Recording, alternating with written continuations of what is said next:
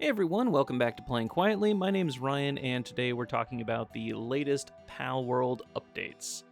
So, they just released a patch yesterday, and we're going to go over some of the patch notes and discuss some of the changes.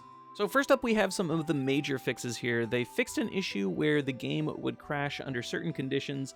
That's a little vague, hard to know what they're really talking about there. I did experience one crash, but I gotta say, overall, at least for me, the game has been relatively stable, but still, that is a good fix to have. Next up, they fixed an issue where if another player's PAL or base PAL had less than 30% HP, it could be captured by using spheres. So that's definitely going to be a really good fix for anyone playing on multiplayer servers. And then they fixed an issue where enemy PALs would get stuck in walls during charge attacks.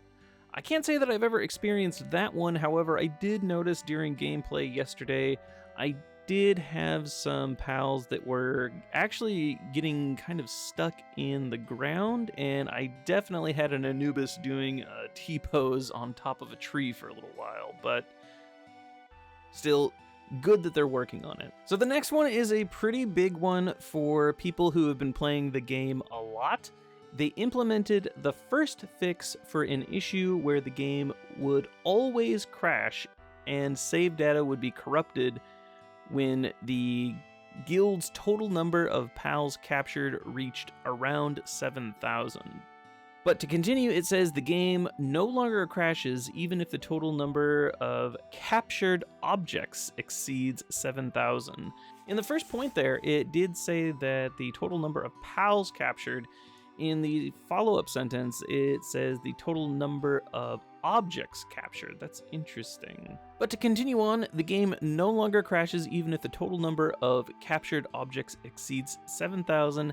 However, save data that has already been in this state, in the case of a server, the server's world data, prior to this update will still be unable to load. We are continuing to work on fixing this issue permanently. So it does sound like if you have run into this issue, they are working on a fix. However, it doesn't seem like there's anything that they're going to be able to do just yet. And honestly, if history's any indicator for other games, that save data is probably permanently gone. But who knows, maybe they are going to be able to fix it. So key configurations, they have added support for mouse side keys and numeric keypad in keyboard key configuration. That's really good for people who like to use 10 key. For me, not exactly the most comfortable of setups, but still it's there if you need it. And they are, of course, going to be working on more key configuration options. Some player issues that they covered, they fixed an issue where players on dedicated servers and co-op were receiving damage twice. This next one here is really big. Specifications have been changed so that you can move at extremely low speeds even when you have exceeded the weight limit. Now this one's really, really big. It used to be that you would have to throw piles of stuff on the ground, and it was really kind of cumbersome to move things from base to base. But now with this change, at the very least, you are going to be able to move very slow, but still, you are going to be able to move potentially way more stuff in one go around. This is a really, really nice change. Really good quality of life upgrade here. Next up, players will no longer pass through walls when dismounting. Again, this is not one that I ever really experienced, but I definitely still see my pals clipping through walls from time to time. Next up, they fixed an issue where capture power strengthened by Lifmonk effigies was reset when using memory reset drugs. Now, I have to say, in my effigy hunting guide, I have had a few people comment that their capture power had been reset, and now I'm wondering if this is the issue that they were running into. So, if you're one of the people who commented, I'd really like to know if you took the reset drug Let me know in the comments down below if that was your issue. Next up, they fixed an issue where armor could be equipped in the wrong slots. So this is one I definitely saw come up in other YouTube tutorials, people talking about being able to equip basically armor in any slot.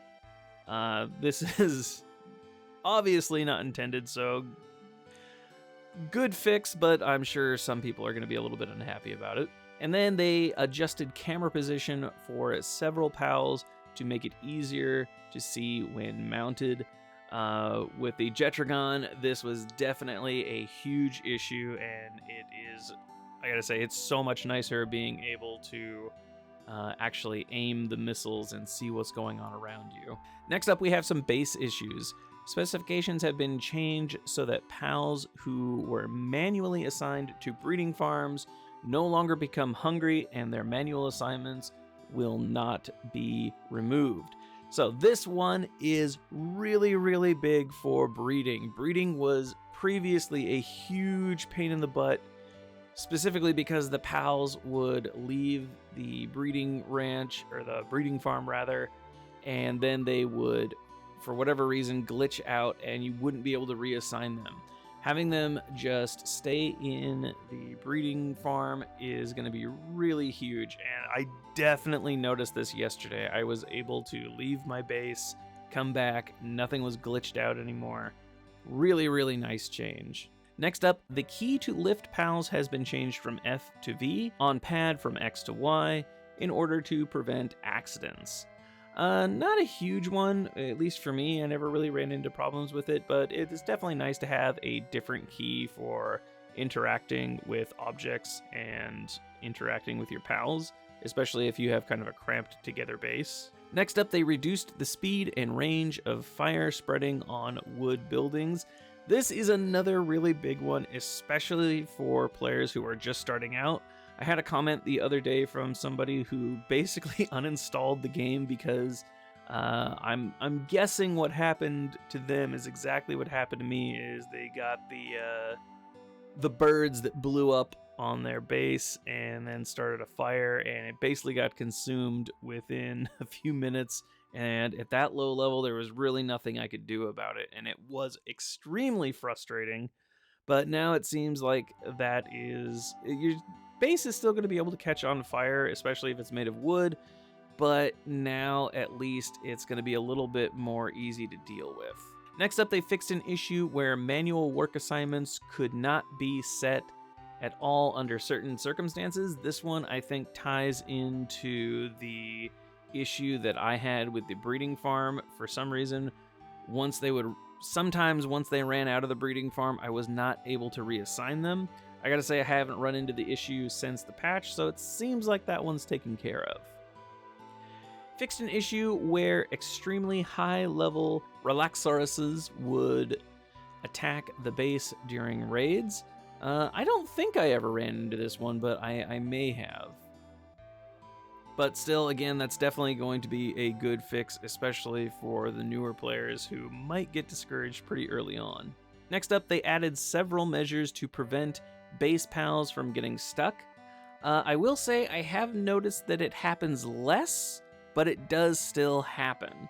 Again, this is early access and they are supporting it, so it's good that they're at least doing something about it. Fixed an issue where pals would get stuck while transporting items and would drop them on the spot. Then they fixed an issue where pals at the base would continue to cut down trees that were already cut. Fixed an issue where pals in the base were on the verge of death due to unexplained falling damage. Now, if you are on the mountaintop base, I feel like you've probably run into this one quite a bit. I know I definitely did, even though I did try to take measures to prevent them, but I think they are still kind of clipping through things. So good, again, that they are working on it. They fixed an issue where pals at the base would float under some conditions. And finally, for base issues, they fixed an issue where if a farm was built on the second floor or above, pals would be unable to move on the floors below. And then our last three bullets here, they corrected some incorrect text. Measures have been added to prevent cheating and stealing other players' pals, and many other minor fixes, such as additions of a UI key guide. Alright guys, that about wraps it up for the patch notes. Again, it's really good to see that they are putting some care into the game and they are supporting it. One of the things that I had heard about this company that gave me a little bit of pause for concern was that they had a little bit of a history of not necessarily having the best support for their games after launch, but it does seem like this is getting some support, which makes a lot of sense because this game is going absolutely crazy and people really seem to be loving it. I know I am. I'm definitely having a ton of fun. I'm well over 100 hours in, and I'm still having a lot of fun with it. So I'm glad that the developers are at least putting some care into their game post-launch. Alright guys, that's going to do it for this video. Thank you so much for joining us. If you found this video helpful or entertaining, hopefully I've earned your subscription. Don't forget to keep checking back for more Palworld videos. I've got a building guide coming out, as well as some leveling tips and tips on how to capture more effectively. So keep an eye out for those videos. But until then, we will see you guys next time. Have yourselves a good one.